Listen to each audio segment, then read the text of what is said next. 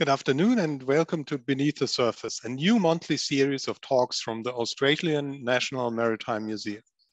I'm Dr. Roland Leikhoff and I'm the new curator for post-war immigration at the museum.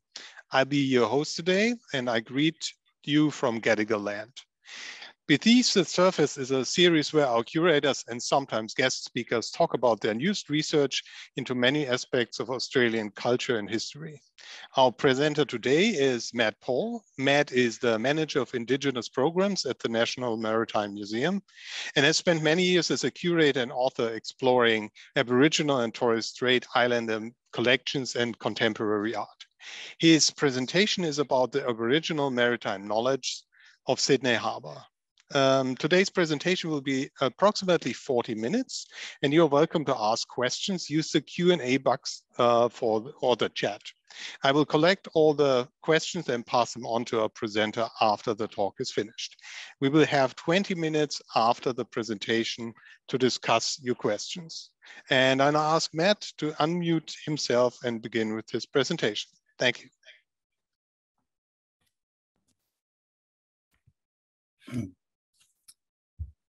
Hi, Roland, and hi, everybody out there. Thank you so much for joining us this afternoon here from wonderful Gadigal land at the Australian National Maritime Museum.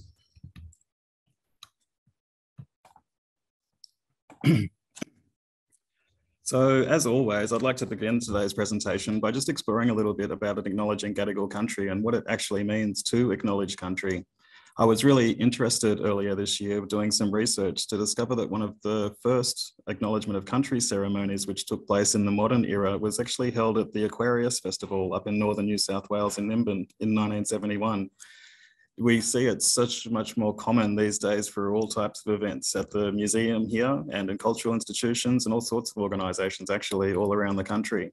But Acknowledgement of Country is an important reclamation of a very important traditional practice of waiting and acknowledging country before walking across someone else's land. There's all sorts of reasons why you wouldn't just walk across a different country's nation. And it's a simple ceremony of waiting to be invited, of stating your business, and then being invited to enter another person's country. So when we acknowledge Gadigal country, we're acknowledging the Gadigal people as the traditional owners of the Greater Sydney region.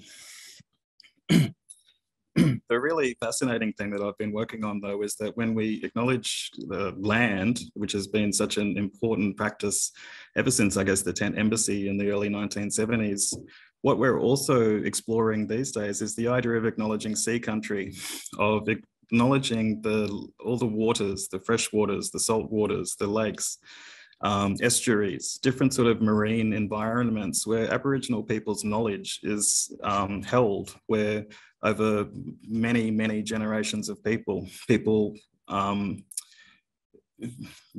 lived by the sea, with the sea, the knowledges of the weather, of the sea landscape, of the dangers of the sea were intergenerational knowledges which preserved so much knowledge. When we look at the way that our coastlines have changed over the last few decades and some of the amazing work which is being done by underwater archaeologists, for example, we realize that the landscapes that we walk across today and the seascapes actually were incredibly different not that many generations ago. And at the museum here, we're custodians of an incredibly important selection of bark paintings called the saltwater bark paintings, which is one of the first legal recognitions of Aboriginal peoples and Torres Strait Islander people's custodianship of sea country, of how this border between the land and the sea is actually quite porous, and knowledges from the sea are represented on the land, and knowledges from the land are used in the way that people navigate their way across sea country.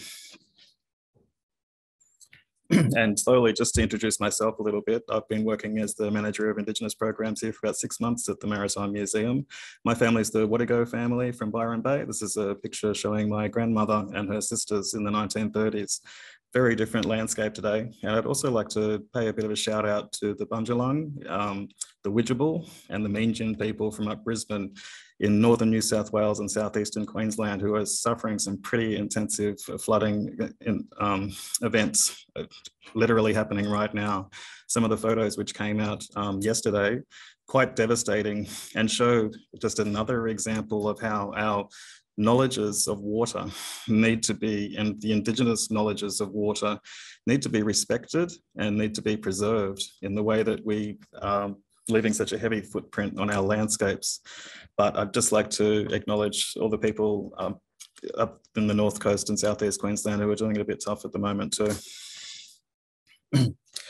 So Sydney is, well, Greater Sydney is an amazing space when we look at how Aboriginal people and the different language groups which existed in the Greater Sydney Basin not only survived but thrived over more than 10 to possibly around 20,000 years just in the Greater Sydney Basin here. This is a little description showing the general borders of the Eora Nation, comprised of the Darawal in the south here, the Guringai in the north, the Darug peoples of the west, and the Gadigal peoples right in the Sydney CBD here, where we are broadcasting from today. When you cross-reference it with a map of known archaeological sites across the Greater Sydney region, though, you see these intensive occupation sites, spaces where generations of people, men, women, and children lived, were born, raised their families, and left remarkable bits of evidence of their long-term custodianship of country. There's, without underestimating, there's literally tons of stone tool artifacts from the Greater Sydney region. Most of these held in museums, a lot of them held in private collections. And we can also see different evidences, sometimes still existing today, of the cave shelters and different places where over many generations people came and went and seasonally moved between different parts of the city. But if you can get an idea from this particular map, you can see that they sort of mirror places where we have intensive populations living in the Greater Sydney region today as well. And throughout the rest of the talk, I'll just try and explore a little bit of some of the ways that contemporary community members from the Sydney region have been incredibly generous in the way that they have worked with artists, with historians, with authors, with all sorts of fields really, in an attempt to assert their contemporary identity, but also trace some of these knowledges as they exist in different sort of contexts, whether they be physical or metaphysical in things like language as well. So I guess I'd like to start this story around Quay, what we know as Botany Bay. It's still the site where our international visitors still arrive in Sydney today. But for thousands of years before that, it was the home of the Gweagal people and the Bidjigal people on the northern side of the harbour. And we can get a sense of just how foundational this one beach is. It is attributed as the beach where Cook first sets foot on Australian soil in 1770. We have evidence of that in the Gweagal Shield and the fishing spears which are acquired and today held in Cambridge Museum of Archaeology and Anthropology. But we also get, I was just exploring this recently because we had this amazing event a couple of weeks ago at the museum where there was confirmation of the site of the Endeavour in Newport Harbour in Rhode Island. And it's fascinating to think of these two objects, the Gweagal Shield, which is largely attributed as being acquired from Cook in the Botany Bay, Quay region in 1770, and the Endeavour ship itself, which was the one that transported the shield back to the UK after 1770. They're quite nondescript objects, really. There's only about 15% left of the Endeavour, and the Gweagal Shield is not decorated. It is missing its handle. It's got holes in it from where it was nailed to the wall in a different exhibition context at the British Museum. But these two objects just have this incredible power over contemporary community members. And the National Maritime Museum is a space where we can have a platform for these conversations, you know, the view from the shore and the view from the ship, and explore both of those conversations respectfully and try and find new narratives, new ways of telling this history, not only to ourselves, but to the wider world in a way which is actually empowering for people. We have so much more cultural reclamation happening across the greater Sydney region.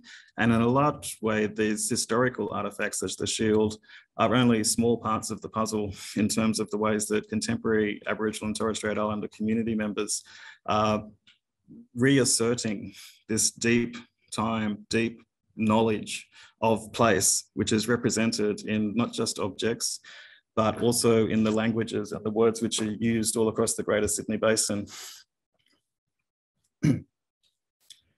And we can look to museums, both non-Indigenous and Indigenous. It's really interesting to see the Captain Cook Museum here, which was actually based at Cornell and was closed down, I think, in the late 60s, early 70s. Its collection is held in the Australian Museum these days.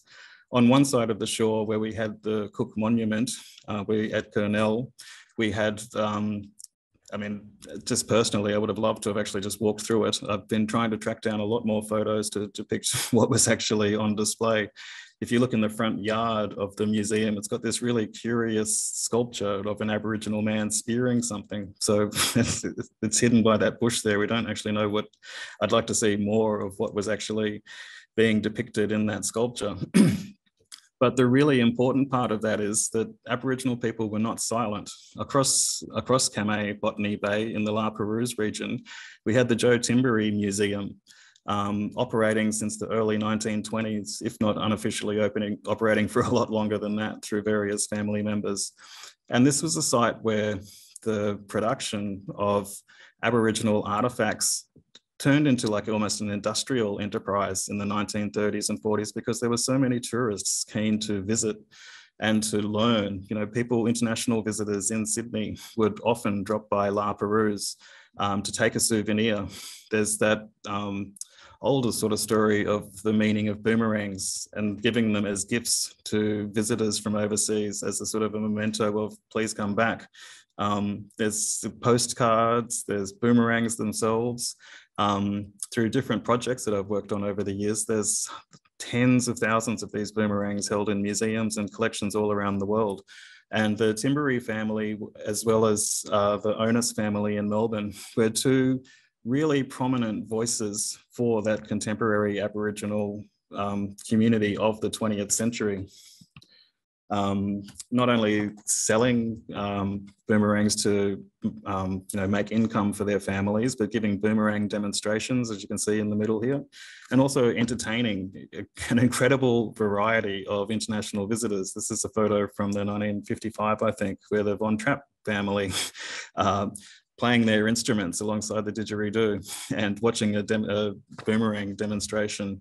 It really parallels what was happening in the 1980s in places like Redfern, where international performing artists were also sort of seeking to engage with Aboriginal Australia in the heart of Sydney's urban environments. And also the history of La Perouse is slowly being unpacked by La Perouse community members and historians in ways that are just really changing what we think about the Sydney landscape. When the La Perouse mission was founded in the 1880s, Aboriginal people from all across Greater Sydney, from that earlier map, were all moved onto the mission at La Perouse. When we work with contemporary community members today, we have to realise that a lot of these people have family connections to many other Aboriginal nations, not just in Greater Sydney, but from down the south coast, up the north coast, even out to the west. And this idea that missions and reserves were only in the remote parts of the countries is largely being broken down as we explore more. Aboriginal community members from La Perouse were at the head of the parade of the opening of the Harbour Bridge, for example. There's no shortage of photographic evidence of Aboriginal people from La Perouse participating in just everything from music concerts to performances to being the foundational members in 1938 of the NAIDOC Committee, the National Aboriginal and Islander Day of Observance Committee. When we talk of the heartlands of Aboriginal Sydney, we can look to places like Redfern, but as we explore more, we're seeing a lot more along the coastlines, places like La Perouse, places like Narrabeen Lake, the Royal National Park down south on the southern side of Botany Bay. We're getting this completely different approach towards not just discovering Aboriginal people again, but finding ways to actually understand how they asserted themselves, how their agency was involved in so much of what we think of as the 20th century experience of Aboriginal and Torres Strait Islander people as they were living in Sydney. Not to mention with the 250th anniversary of Cook's Landing, which occurred in 2020, there's been this huge artistic response by artists all across Australia, and even more so by artists with connections to the La Perouse region. This is at the site of Cook's Landing spot, and it's an incredible work by Alison Page and Nick Lashijay. Sort of referencing its multiple references, really. You could look at it as the shell fishhook technology. You could look at it as a large whale rib cage. There's just this beautiful way that contemporary artists have reapproached this site, and instead of the obelisk and the older style of monument, which used to exist there, artists are actually reasserting this new experience of country and this new understanding of what Aboriginal knowledges mean into the landscape in the most massive scale works, such as this example here. And it's a more authentic way of listening to the Aboriginal voice. When consultation is done properly, when Aboriginal people are brought into the very early stages of a project, and it might be an arts project, it might be a landscaping project, it might be a town planning project.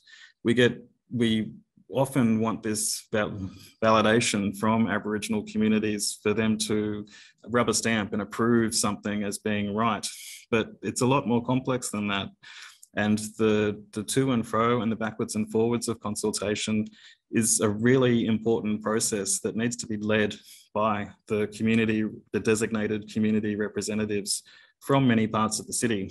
When you look through the city, you do start to see a lot more buildings with Aboriginal names. You know, we have some beaches with Aboriginal names, we have streets with Aboriginal names, we have all these different sort of ways that Aboriginal knowledges are being reasserted into the landscape of Sydney, but we really need to pay a lot more attention and a lot more due respect to the people who, despite incredible hardship, preserved these knowledges and also reclaimed a lot of these knowledges through their own investigation and historical research over the many decades. Because once you start to unpack the Aboriginal language and the way that Aboriginal people saw prominent features of the Sydney landscape, such as Sydney Harbour, you get these sort of different understandings. So one of the key sites of, you know, when the first fleet arrived, for example, and today's Circular Quay, we look to the Aboriginal names like Warrain, Warrung, but it's not actually a name for a place. Warrung actually means the other side of the water. And that's why the harbour bridge is built there. I imagine it's one of the shortest spots in the harbour to actually cross. So when you're at Dawes Point there, underneath the southern pylon of the harbour bridge, to say Warrain is actually referring to the other side of the water and vice versa. So the words have this really beautiful way of thinking about the harbour as a body. I'll get that into some of the other examples that I go through. But once you actually reassert the layer of Aboriginal knowledges, which are still preserved in these language names that we have for different places across Sydney Harbour, we get to see how people saw the harbour as a living entity, as a being almost. And it's just a much more important way of humanising the Aboriginal past, to realise that people thought of different points, different islands in the harbour and different spaces as having this agency, which I think is coming through in a lot of the contemporary art projects that we'll explore as well too. And it's just so crucial to actually reassert this layer of Aboriginal naming over different points, different areas of the headland. Sometimes we look at these words today as names for what they used to call clans or language groups. And there's a simple, it's a good shorthand, I guess, to do that. But once you actually break down the different language names for different parts of Sydney that we have, we get this incredibly deeper way of remapping our way around the harbour, of using the ebbs and flows of the tides. Mel, the island in the bottom right-hand picture here is actually also referred to as the eye of the harbour, in the sense of that it being that being. When we go back to Cockatoo Island here, Warramia, we get, we can realise that people may not have, permanently set up camp on these places, but they were profoundly significant in the storytelling that people told themselves. Wallimadigal is another name for that, and that also, it refers to the snapper fish, which in different parts of the harbour, that's where their breeding grounds are. It's just such a refreshing view of Sydney Harbour to actually be able to say the names as they were spoken by people for tens of thousands of years before they were overwritten by the colonial enterprise. And when we acknowledge country, we can get a sense of, with maps like this, of how important it is to acknowledge sea country, and to acknowledge and to look where knowledges are preserved in names as being sites where Aboriginal people have preserved their knowledge of these ocean environments.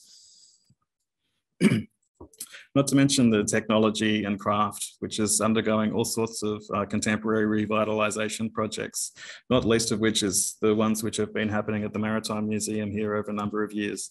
Not surprising, we're so focused on boats, and the Ngawi, Aboriginal watercraft, are also an incredibly important story in the early colonial enterprise of Australia as well. The economic contribution in the first few decades of colonisation that Aboriginal people contributed has largely been underrepresented, yet they were ferrying people across the harbour. Even we get out into Western New South Wales and we see the ways that Aboriginal watercraft were helping farmers, get across. There's this deeper story there of Aboriginal technologies and knowledges which were appropriated without any attribution given to those people and to those, especially watercraft, that enabled some of the biggest exploration journeys into the colonisation of Australia. And in Sydney, there's been several really great projects done over the years that people associated with the museum here. David Payne, also a community member, Dean Kelly, a Yuin man from the South Coast, who has worked on a number of these reclamative projects, trying to get a sense not only of how they were made, but how they were used. And when you look at it in an international context, like a First Nations context, there's amazing ways that people are using these to reassert. In Canada, for example, they have competitions where they remake traditional watercraft, and the young men race them across the river. To actually not just make these knowledges and stick them on a pristine shelf in a museum, it's not really the way that they're meant to be reinvented. I think they're actually meant to be used out there on the water. It's also really interesting to see the way that contemporary canoes and kayaks are sort of bunched up in different parts of the harbour in just the same way that people would have used them in the past and stored their watercraft in different places near different sites where you're regularly going to use them. And there's another really much more deeper important story in that a lot of the early colonial depictions of Aboriginal watercraft show that they were being used by women who were using fishing lines, very different to the men who were using the three-pronged fishing spear that we know from that time period. So this deeper story of how Aboriginal watercraft and the way that Aboriginal women, they were a crucial part of their daily life, spending time on the harbour, even of a night time out there. Early accounts describe seeing the fires from the canoes where people were literally catching fish and cooking them straight away in the the tied paper bark and eucalypt bark watercraft that they were using is such a different perspective on what we think of in terms of, hunting and fishing, and the way that Aboriginal people sustained themselves in these environments. I mean, it's also incredible to try and imagine before the industrialization and pollution that entered the harbour, just how abundant marine life would have been in particular places, how many more areas would have been for ease of harvest. We can still see glimpses of this in other parts of the country which haven't had that huge urbanization impact, where, what we think of as sacred sites, they're actually places where people don't have to work as hard in order to make a meal for themselves. So it starts this domino effect. Once you sort of look at a place and then you start to see the technologies that people used, and then you link it to things like the archaeology sites, which show particular fish bones accumulating in this part of the harbour, and completely different type of fish being used in another part of the harbour. We can get these environmental knowledges as well, these glimpses of what a healthy harbour should be. And so that's just another place where Aboriginal knowledges are also reasserted into how we environmentally manage the different parts of our landscape today here in Sydney. And then the way that these can be artistically preserved is amazing. So this is an example that was done for Westmead Hospital a couple of years ago. And sadly, the launch of this was supposed to be in March 2020. So we're still working with community members to try and organise a new launch when that space is a lot more accessible and usable by community. But the Westmead project was a really important opportunity to acknowledge the knowledges of the Greater Sydney region and to reassert them. One of the key elements of what's called the gathering space, which is what this work is a part of, was to reassert smoking ceremonies in a hospital environment. Prior to the building of this space, we'd heard so many stories of community members, out in the car parks or, in completely unsuitable locations, performing really important cultural ceremonies to mark people's passing or to mark the birth of a child, just to give that people a sense of general well-being as part of maintaining and practicing traditional cultural practices. But this is an example of how we were able to use a knowledge like the production of a ngawi, a watercraft, and to collaborate with architects to turn that into a functional piece of sculpture, which is also a bench. It's utilitarian in that sense, and it's the way that knowledges should be back out in the public and not preserved in archives and pristine spaces like that. There's a real practical demonstration of the way that these knowledges can be used. The other one was the one that I worked on with Jamie Eastwood and a couple of other community members, where we found some stone tool artifacts that he had worked with at Parramatta Park and scaled them up into a series of benches. It's just really important to sort of not force the idea and to actually just let really important bits of knowledge and information speak to themselves, and to let traditional custodians of those knowledges guide the process through to completion.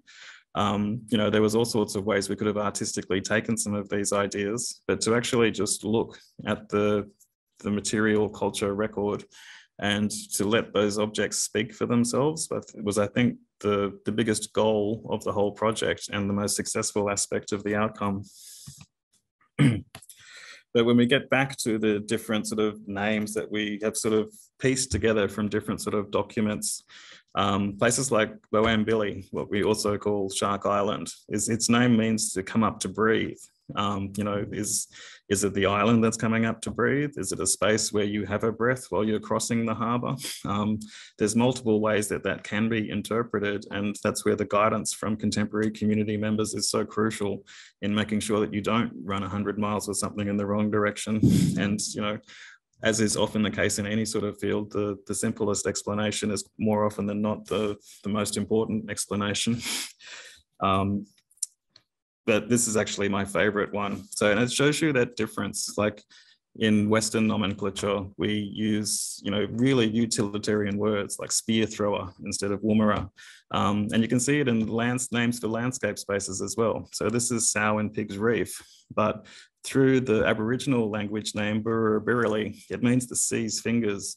And so it's almost like the sea is this living entity, and this is its fingers at the entrance of the harbour at this reef, drawing you out into the deep sea, an incredibly poetic image of it all. Why it was called Sow and Pigs, I have to do a little bit more research. I wasn't really interested in that side of the story. But the Birrili is just a much more beautiful way of thinking about what this reef at the entrance to Sydney Harbour was. And, there's all sorts of ways in our contemporary maritime history that we know this site, as a diving site or as a place where shipwrecks occurred in the 19th and 20th centuries. But when we can reassert these different understandings of how places act on us as communities, and to reassert these different deeper understandings of what the environmental spaces are, we just end up with a far better outcome for all of us, I think. And it's a much more powerful demonstration of what things like reconciliation mean to not just dual name, but to preference the name that was spoken for so much longer than some of the more contemporary, jokey, rushed sort of names, which are put on top of different places. This is another great example at Birchgrove Point, where it's the shape of the headland also references the type of, it's not really a boomerang, but it's a type of curved wooden implement similar to a boomerang, which was found quite common in the Sydney region. This is an example from Manchester University Museum. There's another presentation to be made there about just how much of knowledge of Sydney's Aboriginal past is held in museums and archives and galleries internationally, and exists, inaccessible to so many contemporary community members who may want to use the knowledge or the information about these objects, even in just as a personal connection to their own past, or as research for a book, or as a starting point for designing a contemporary artwork or a public artwork, for example. So getting back to that thing with the shield and the endeavour before, there's sometimes just quite ordinary looking objects have this incredible power to change the way that we see the past. And the more that we share our resources as museums with community members who have the responsibility and the right to be reasserting these knowledges back into the places where they come from, is where we can just do so much more and to tell such a deeper story of Sydney's Aboriginal past. And you can start to, once you really look, and I'm sort of pushing it a little bit here, but once you start to really look, you see the landscape representing really important knowledges and really important items. This is at Camp Cove, sort of looking back towards the Harbour Bridge. But when we look at Burra, the eel, and what an important part of people's diets it was, there's just, the landscape starts to speak for itself, much more so than the knowledges which are embedded in the landscape. And Sydney Harbour is a beautiful space, and there's just so many ways that we need to be encouraging and creating pathways for people to be owning that interpretation of it from an Indigenous perspective. You can start to get a sense too of just how large scale some of these ideas can be. This is an amazing project from Out Roads, where just simple knowledges about eels were sort of reasserted, and the fish, Rhodes is on the Parramatta River, Wallamodigal country, which means snapper. So you can see the fish here, you can see the eels. When you're walking on the ground, you don't even get a sense of the scale of some of these works, but you're actually being shaped in the way that you walk through these social spaces by artists who are, proactively engaging with different community members to actually bring their knowledge back to the surface.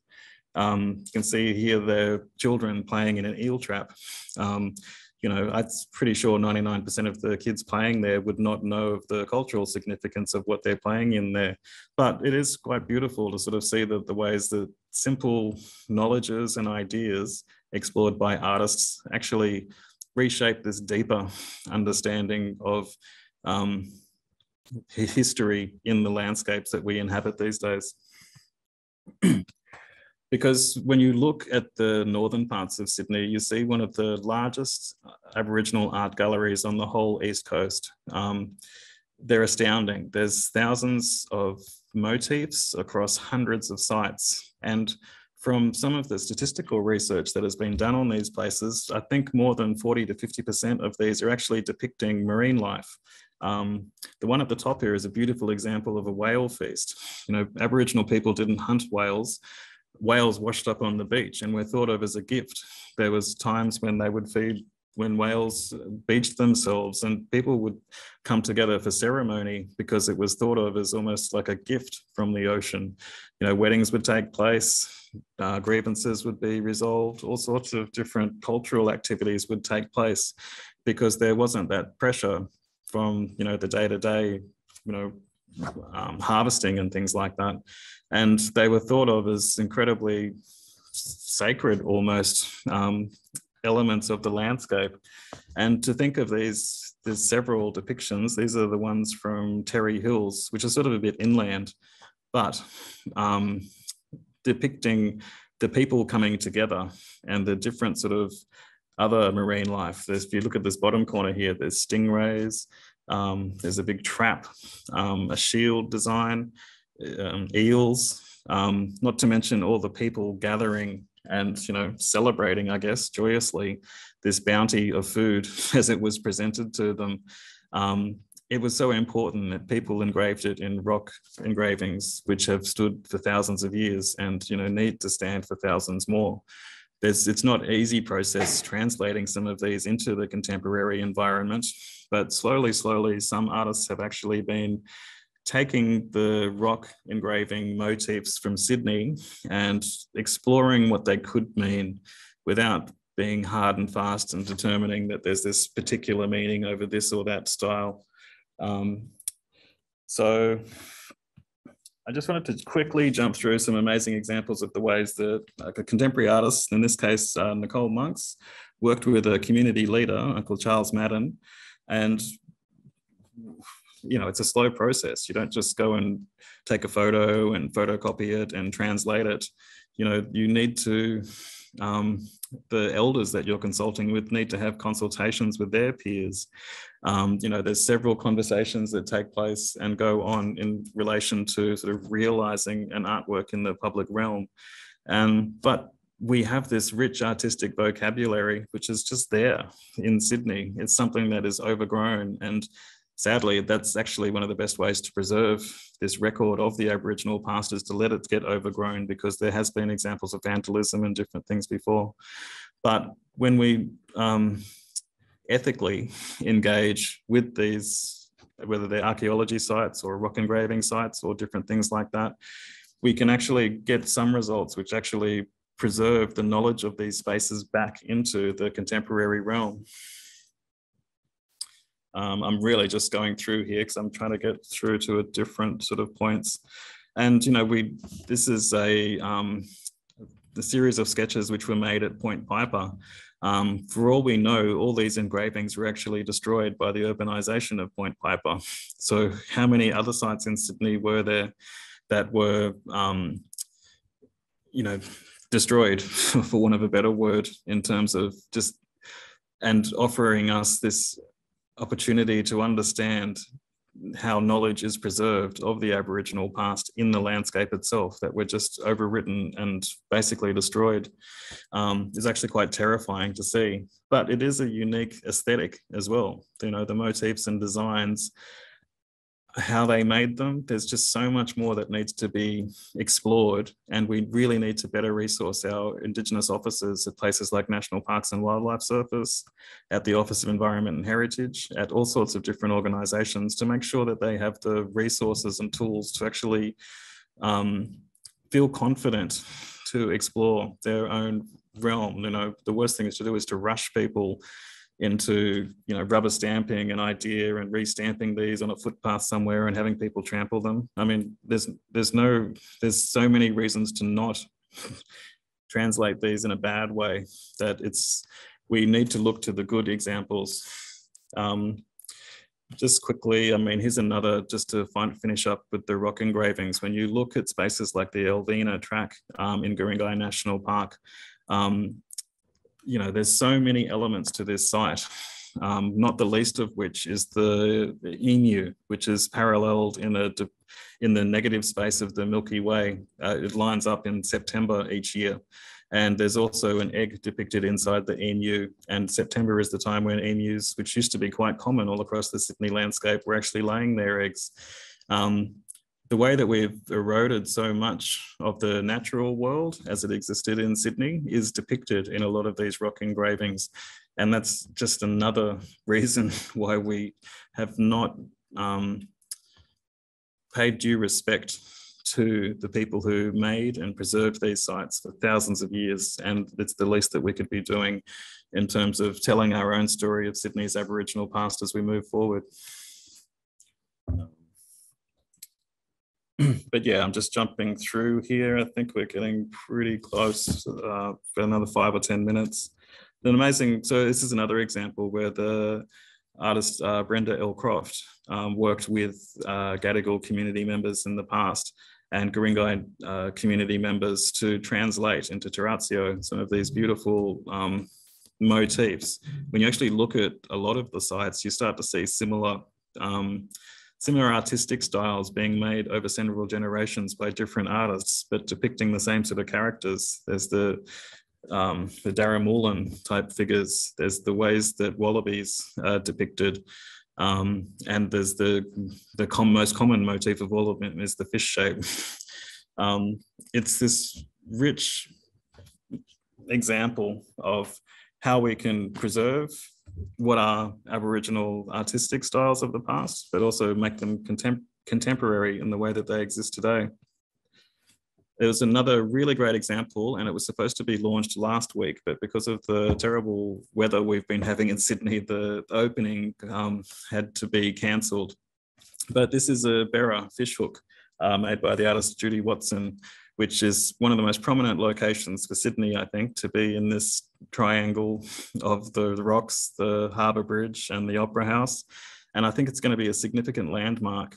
It's a beautiful work. I still haven't seen it properly yet, unfortunately. I was hoping to have fresh photos for my presentation today if the opening wasn't cancelled. But fishhooks are so common in the Sydney archaeological record. And one of the things that we're exploring in our new exhibition, which opens later this year, called Shaped by the Sea, we had an opportunity to represent Aboriginal fishhooks in the exhibition, but we didn't want to use works that were sourced from archaeology digs and to sort of show them as preserved in the past. We actually wanted to work with a contemporary artist. So in this case, we've been liaising with the artist Sharon Mason, a Yuin artist from the south coast of New South Wales, who's preserved a lot of these knowledges of how Berra fishhooks are used in freshwater and saltwater and estuary environments. And it's so much more important for museums where possible to represent people's living knowledges rather than depicting the Aboriginal past as a museum object held in a collection. There's just so many ways, so many community members out there. I mean, when you think about it, Sydney has one of the largest Aboriginal populations in the country. It's a diaspora of people from Aboriginal nations all around Australia. And it's complex to navigate how that works with the actual descendants of the Sydney Aboriginal peoples, there's quite a lot of them as well. But the more space that we give for those conversations to take place, the better it's going to be in terms of finding ways to keep these knowledges and these powerful knowledges operating in the public realm. Another aspect that we've commissioned for the Shaped by the Sea exhibition is traditional watercraft making. So this is Sheldon Thomas, an artist from Tasmania, and he's been making the Ninga, the traditional watercraft from that region. We've commissioned a full-scale one, which is a lot of work in terms of harvesting. And I think one of the most time-consuming aspects is the rope, which ties it all together. But the preservation, the reclamation of these knowledges around rope making, about which type of paper bark to source, about how they're packed. You know, you can imagine in the freezing cold waters of Tasmania, you wouldn't want to be touching the water or falling off. So they have to be incredibly stable. We don't need to use museum objects sourced from the past to tell the story of contemporary people.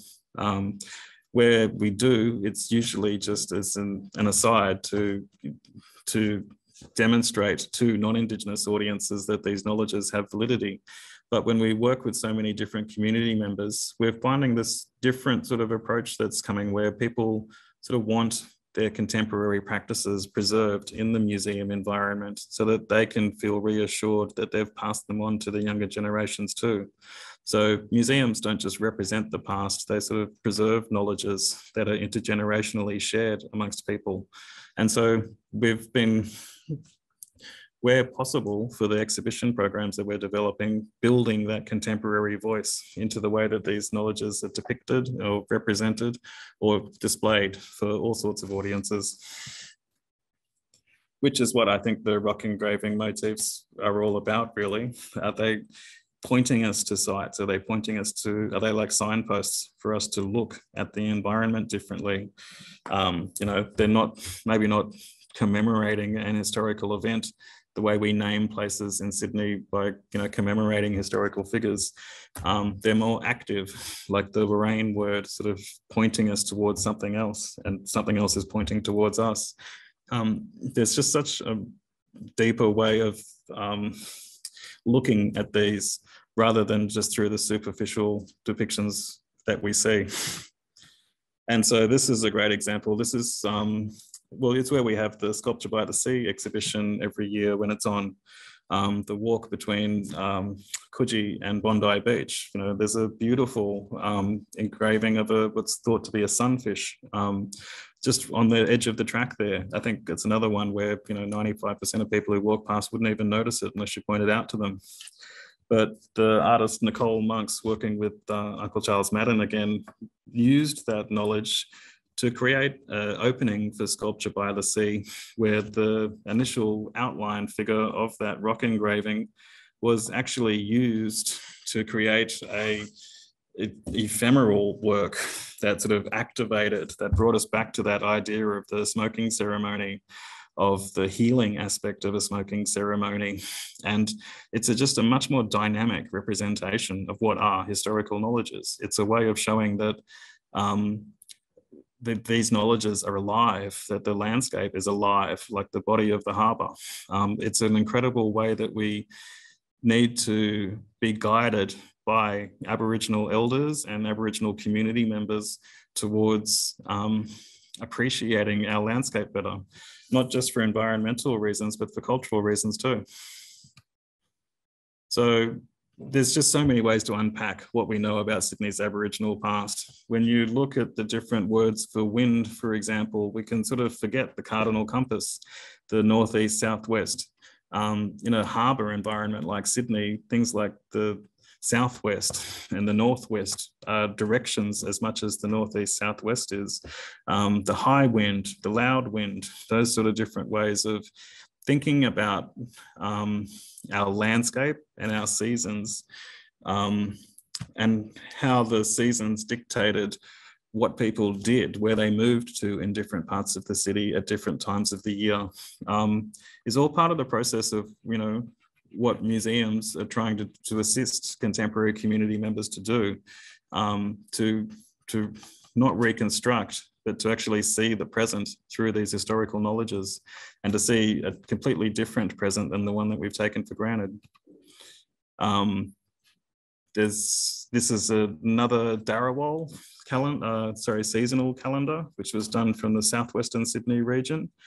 When we look at the names for the different types of eucalypt trees, for example, and different types of trees in the Sydney region, this is all like really fertile knowledge for contemporary community members to not only reclaim their sense of identity, but to explore entire new ways of seeing the world around us. and to preserve something which was really obscured for a couple of centuries. Most of the artists I've worked with over the years were not taught this type of knowledge when they went to school, and they are self-taught in the way that they have reclaimed a lot of these knowledges. And there's something really special in that, especially in the way that we've given some of the most marginalized members of our community this powerful voice in the way that their history and their knowledge is represented in public spaces. And just to finish up, you can see really practical examples of how the botanical knowledges, for example, are inspiring businesses like Indigigrow. If you wanted to do something to sort of support this knowledge of Sydney's Aboriginal past, I couldn't recommend enough to actually visit a place like Indigigrow out in La Perouse and to buy some plants which are endemic to the Sydney region, learn the Aboriginal name for that plant, understand if it has medicinal properties or if it has, if it's a type of food, reasserting the Aboriginal presence into our contemporary landscape is not just big monolithic sculptures, it's also done through the quiet work behind the scenes of replanting and indigenizing our landscapes with the type of plants which have a much better impact and reduce heat sinks, for example, in the Sydney region when we reclaim spaces with these knowledges of the way of where native plant species grow, for example. So I just wanted to end on that note because I think there's it's always important to take something practical away and to understand where you can practically engage with contemporary community members on their own terms. It's not about discovering something amazing in some dusty old book and then taking it back to a community member and embarrassing them that you know something that they don't. That's exactly the last way to go about it, I would suggest. The best way to engage with Aboriginal knowledges of Sydney's past is to look for the present opportunities. That might be art galleries, it might be nurseries such as this one, it might be all sorts of spaces that we haven't been able to cover in today's talk, but there is an incredible journey there to be made as an act of reconciliation to pay respect where it's due to the knowledges where they exist and to do justice to how we can actually lift up those people from the community who were pushed to the side for so long. God, sorry, I think I've gone a bit over time there, but hopefully that was okay. Well, thank you, Matt. That is okay. I think I felt like everybody in the chat, at least that's what people told me, that everybody just wanted your talk to be going on further because everybody found it so interesting. Thank you everybody that posted a message into the chat or the Q&A. I will try to give them all to Matt as far as time allows. Now, the